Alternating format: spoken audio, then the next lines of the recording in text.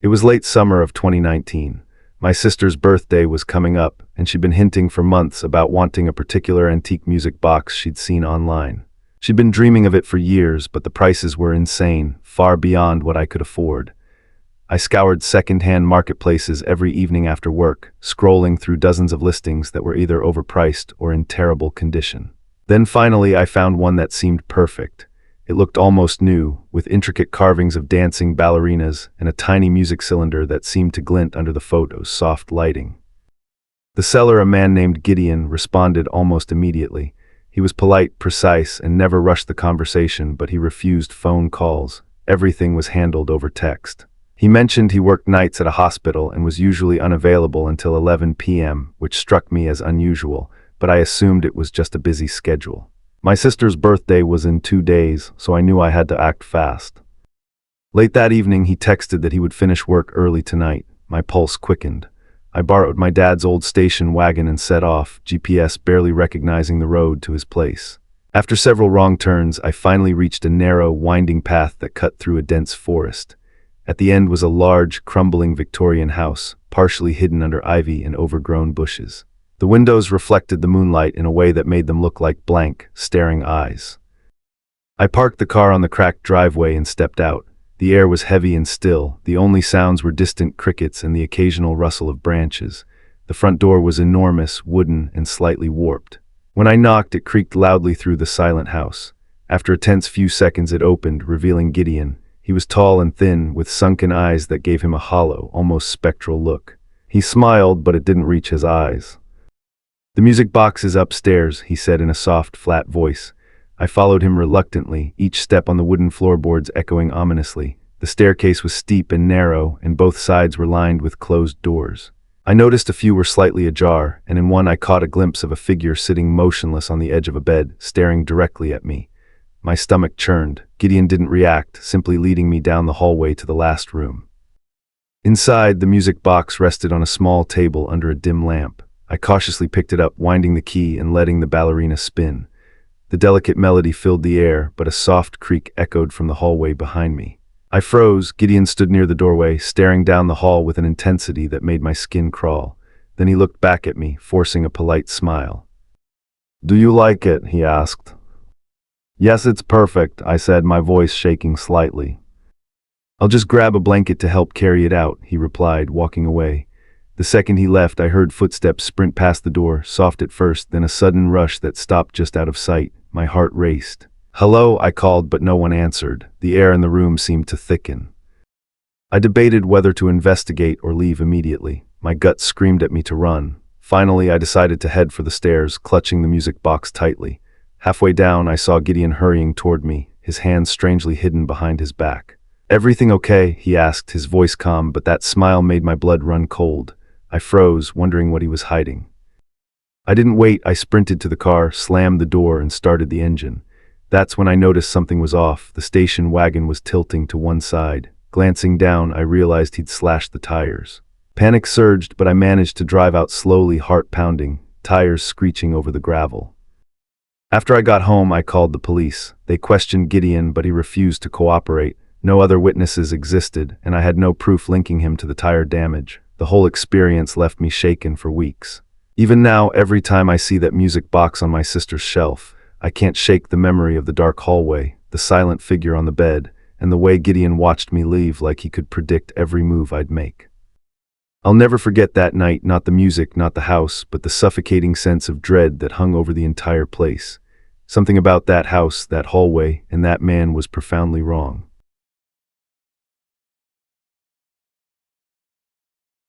It was the winter of 2020.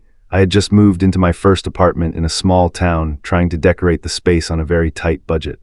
The walls were bare, the floor squeaked, and I was desperate to make it feel like home. One evening, while scrolling through a local classified site, I stumbled across a listing that immediately caught my eye. An old oil painting of a serene countryside scene, framed in dark, ornate wood. The description was short and simple: rarely seen, excellent condition, must see in person. Something about it intrigued me. I loved art, and the painting seemed like it had history. The seller, a man named Roland, replied to my message almost instantly.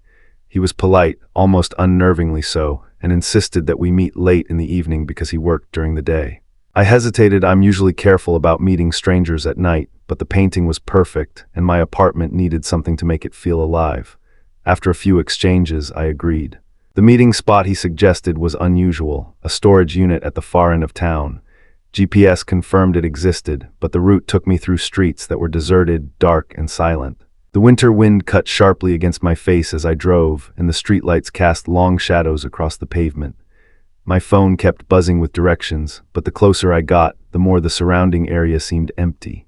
Not a single car or passerby. A cold feeling settled in my stomach. When I finally arrived, I saw a tall, dark pickup truck parked near the storage facility. Its windows were tinted so heavily that I couldn't see inside. A figure emerged from the driver's side, Roland. He was taller than I expected, thin, with unkempt hair and a coat that hung loosely from his shoulders. His expression was neutral, almost unreadable, and when he spoke, it was quiet and deliberate. "Follow me inside," he said. His voice was calm, too calm. I hesitated, my gut screaming at me to turn around. But I had driven this far, and the thought of missing the painting made me push my anxiety aside. We entered the storage unit together. The interior smelled of damp wood and old furniture, a mixture of dust and mildew. The flickering fluorescent lights overhead cast uneven shadows across the walls. Roland led me to a unit in the back. There it was, the painting resting on a worn easel. It looked exactly like the photos, except in person it was more vivid, almost too vivid. I took a step closer, examining the brushstrokes, the way the light hit the landscape. And that's when I noticed something odd. In the far corner of the painting, the shadow of a tree seemed to shift slightly when I blinked, as if moving on its own. I shook my head, convinced it was my imagination. Then I heard it, a faint whisper barely audible right behind me. "Do you like it?" I spun around. Nobody was there. My heart thumped loudly in my chest. I forced myself to laugh it off. "It's beautiful," I muttered, almost hoping Roland would appear to break the silence. But then I saw a movement in the corner of the storage unit. A man crouched in shadow, watching me. My stomach dropped. I froze, unsure if I had imagined it, until Roland casually stepped aside, motioning to the painting as though nothing was happening. His calmness only made my unease worse. I tried to focus on the painting, convincing myself to act normal. I'll take it," I said, forcing a steady voice. Roland nodded, smiling faintly. "Great, I'll just grab the paperwork." He walked toward the unit door, and the moment he disappeared, the shadow moved. It skittered across the floor, just out of sight, silent, deliberate. My heart raced as I clutched my bag, instinct screaming at me to run. I backed toward the door. Each step felt louder than the last, the echoes bouncing off the metal walls. The shadow followed, but never fully revealed itself. I could hear breathing that wasn't mine, soft, controlled, and terrifyingly close. "Hello," I called out, my voice trembling. No answer, just the sound of my own ragged breathing and the faint flicker of the lights. Finally, I reached the door. Roland reappeared outside, leaning against the truck as if nothing had happened. His calm demeanor was almost infuriating in the moment, like he was playing some silent game. I grabbed the painting quickly, my hands shaking, and stepped outside. The night air hit me like a punch. As I carried the painting to my car, the shadow seemed to linger in the corner of my vision, but when I turned, there was nothing there.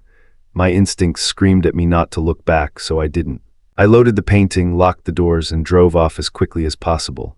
The empty roads and silent night made every moment feel like a scene from a horror movie. When I got home, I carefully hung the painting in my apartment.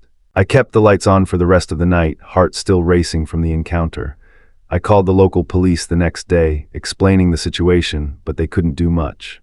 The storage unit owner confirmed Roland rented the unit legally, and without any proof of wrongdoing, there was little they could investigate. Even weeks later, the memory of that night lingered. The shifting shadow, the whisper, and Roland's unsettling calm made it impossible to forget. Every time I looked at the painting, I felt eyes on me, as if the corner of the scene still held something alive, something waiting. I never told my friends the full story. They wouldn't understand, but the fear I felt that night was real, and I know it will stay with me forever. It was supposed to be a simple purchase, just a way to make my apartment feel more like home. Instead, it became a night I'll never forget, a reminder that even ordinary things can hide extraordinary danger.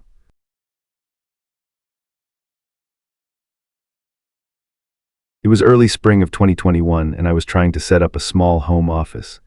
I had recently decided to start writing seriously, short stories, blog posts, a little bit of everything, but I wanted something special on my desk, something that would inspire me.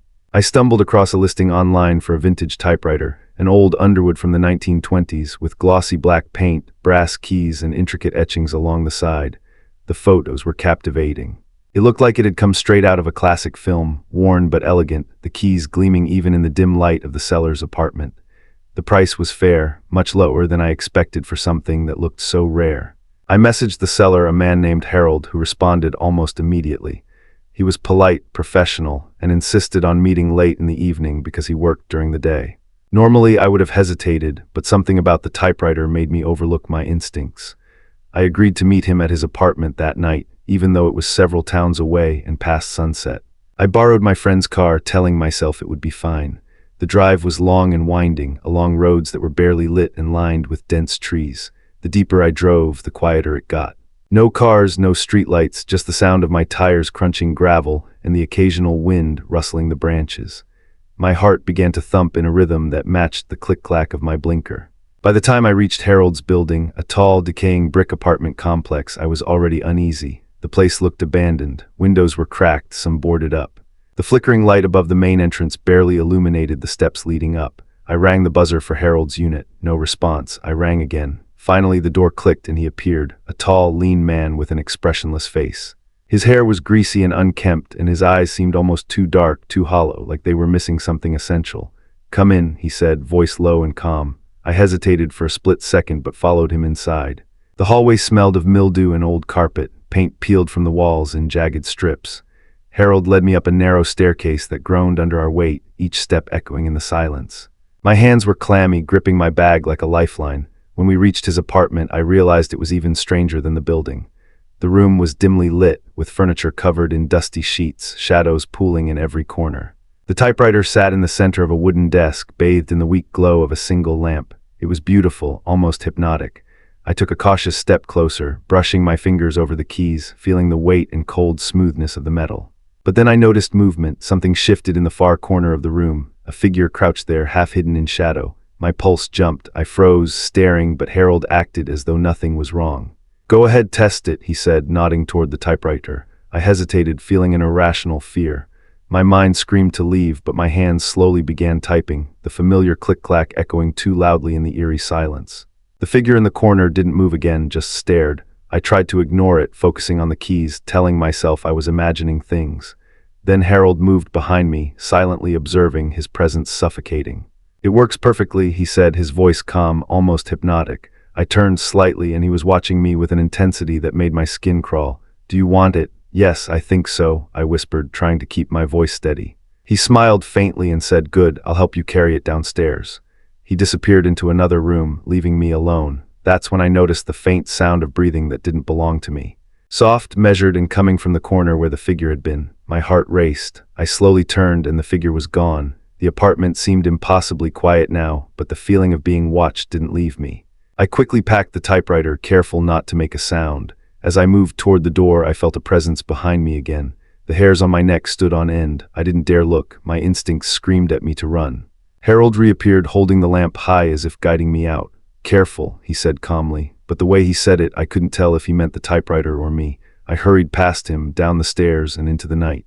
The cold spring air hit me like a wall. I ran to my car, the typewriter clutched tightly to my chest. As I drove home, I glanced in the rearview mirror. For a split second, I thought I saw a figure standing in the shadows of the apartment complex, watching me leave. My stomach twisted, but the road ahead was empty. Still, I couldn't shake the feeling that Harold, or whatever else was in that apartment, was following me.